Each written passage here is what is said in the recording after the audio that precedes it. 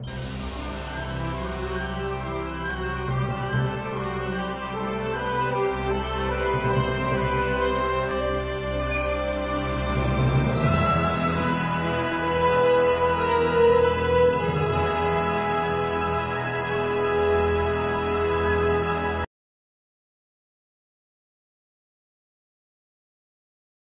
kecil ini sangat hebat. Setiap kali nonton film, dia bisa tahu akhir cerita. Sehingga buat orang tuanya bosan menontonnya. Dengan kehebatan diri sendiri. Saat umur 14 tahun, dia sudah memiliki kantor detektif. Dia pun menjadi detektif paling muda. Walaupun umurnya yang muda, namun dengan cara dia memecahkan kasus yang cepat. Dan biayanya hanya $3. Dia sangat terkenal di kota asalnya. Terkadang polisi yang menemui kasus sulit sering mendatanginya untuk menanyakan ke dia. Hari itu, seorang anak kecil datang ke kantor detektif. Dia memberitahu AB, ayahnya saat pulang rumah. Kelihatan sangat aneh. Dan mobilnya juga ada bekas darah. Dia ingin AB coba untuk memeriksa. Kamu yakin? Keesokan hari, anak ayah itu karena tabrak lari, akhirnya ditangkap polisi. Anak yang berbakti. Pada saat ini AB adalah kebanggaan orang tua, dan juga orang terkenal di kota. Bahkan wali kota menempatkan putrinya, Gracie, sebagai asisten AB. Namun segala keindahan harus berakhir. Ada kasus besar yang terjadi di kota ini. Asisten AB, Gracie, tiba-tiba menghilang. Polisi mencari selama 2 minggu. Tapi tidak menemukan jejaknya. Saat itu, semua orang sangat memperhatikan AB. Namun AB tidak ada kemajuan. Dia hanya seorang anak kecil. Normal saja jika tidak bisa menyelesaikan kasus ini. Tapi semua orang setiap hari menelpon AB. Kapan dia bisa memecahkan kasus ini? Ini membuat AB susah tidur. Setelah hal itu, AB menjadi sangat aneh. Detektif muda yang berbakat dalam 20 tahun. Berubah menjadi paman tak berguna. AB saat ini kelihatan tidak terurus. Saat ke toilet aja terlihat sangat jorok. Kasus Gracie belum terselesaikan. Detektif yang terkenal sebelumnya, sekarang menjadi seorang detektif yang tidak dihormati orang lain. Saat ini dia hanya bisa dapat kasus mencari hewan peliharaan. Keadaan dia sekarang sangat parah. Seolah-olah tidak bermakna. Hari itu, seorang gadis pirang datang ke kantor. Nama gadis ini Caroline. Dia seorang murid 16 tahun. Pacarnya ditemukan di tepi sungai 2 hari lalu. Tubuhnya ditusuk 17 kali. Sudah beberapa hari namun polisi tidak ada kemajuan. Sehingga dia ingin AB memeriksa kasus ini. Siapa pembunuhnya? AB pun terdiam. Setelah 20 tahun. Ini bisa dibilang kasus pertama setelah Gracie menghilang. Dia sangat senang. Malamnya dia memberitahu hal ini dengan keluarganya. Dan mengenapkan hati untuk memecahkan kasus ini. Keesokan hari, pemeriksaan dimulai. Dari penjelasan Caroline, dia mengetahui pacarnya adalah tipikal siswa yang baik. Dia sangat rajin dalam belajar. Dan juga tidak ada sifat buruk. Bagaikan pacar yang sangat sempurna. Tapi AB bilang, tidak ada manusia yang sempurna. Dari kasus, dia ditusuk 17 kali. Pasti ada rahasia dia yang tidak kamu ketahui. Dia merasa Caroline kurang mengenal pacarnya. Dia pun mencari teman baik korban, Kelvin. Kelvin memang teman baiknya. Saat ditanya, dia sangat jujur. Dia memberitahu sisi jelek dari korban.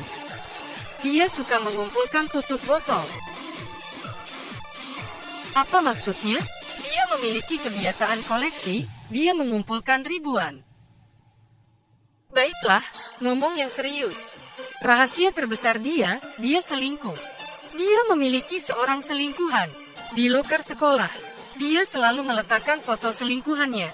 Tapi foto itu, selingkuhannya memakai topeng. Kelvin juga tidak tahu siapa dia.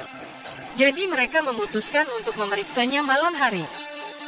Saat mereka menemukan loker, barang di dalam sudah dibawa polisi. Caroline pun teringat, di rumahnya masih ada jaket korban. Dalamnya mungkin ada petunjuk. Benar saja, AB menemukan sebotol kapsul di jaket. Ini adalah narkoba baru yang disebut Oli. Karena tidak tahu efek obat, Abe pun mencoba sebutir. Setelah dimakan, Abe menjadi emosian dan tak terkontrol. Dengan cara kekerasan, dia memaksa seorang preman bilang asal-usul obat itu. Kemudian, dirinya pun pergi ke sarang pengedar narkoba. Dia ingin bicara dengan bos narkoba. Saya ingin ngobrol tentang siswa di sekolah.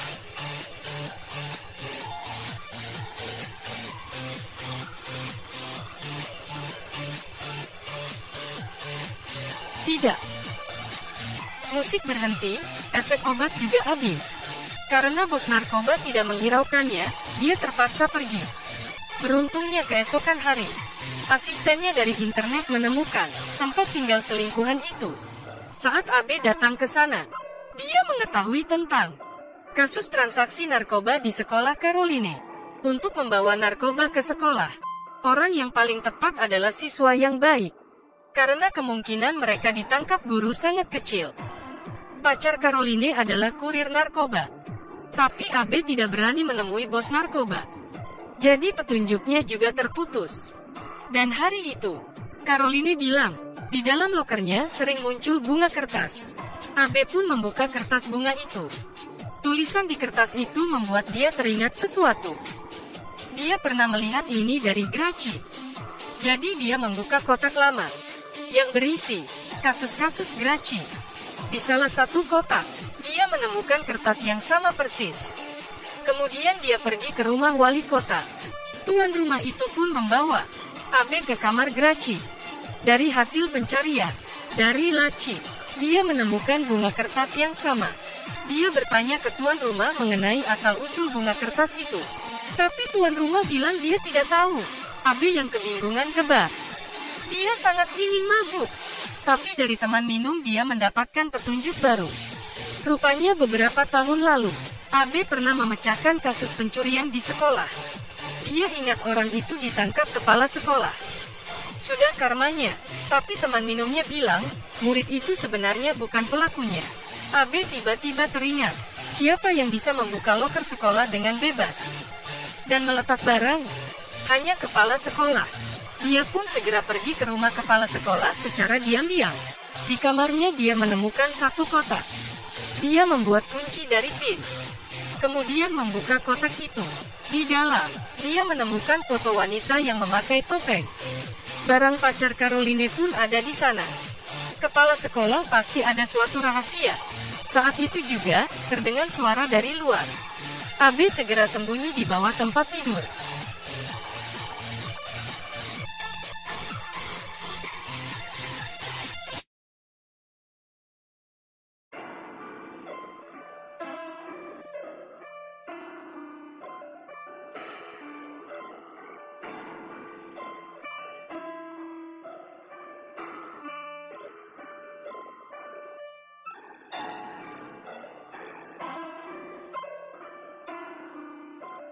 Saya tahu kamu di lemari.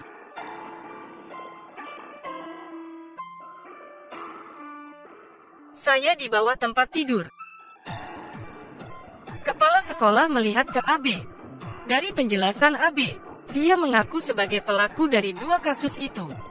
Walaupun dia seorang kepala sekolah, tapi tidak ada yang menghormatinya. Sehingga dia ingin berbuat sesuatu hal yang besar untuk membuktikan diri sendiri. Dia menculik Graci dan mempunyai anak dengannya. Caroline itu adalah anaknya. Agar tidak ada yang tahu, saat Caroline lahir, dia meletakkannya di gereja dan diasuh oleh orang lain. Dia pun selalu mengawasi pertumbuhan Caroline. Dia membunuh pacar Caroline karena dia menemukan pria itu bukan anak baik. Dia takut Caroline terluka, jadi dia membunuhnya. Setelah itu, kepala sekolah mengambil pisau.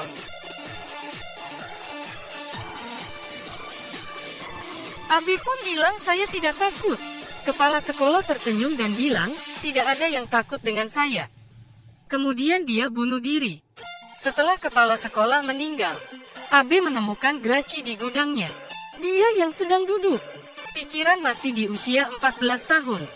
Setelah memecahkan dua kasus besar, Abe menjadi orang terkenal lagi. Media terus memberitakan hal dia. Semua orang pun mulai menghormatinya. Namun di saat itu juga, Caroline menjadi korban terbesar. Sebelumnya dia ada keluarga yang bahagia, tapi sekarang menjadi hancur. Bagaimana dia menghadapi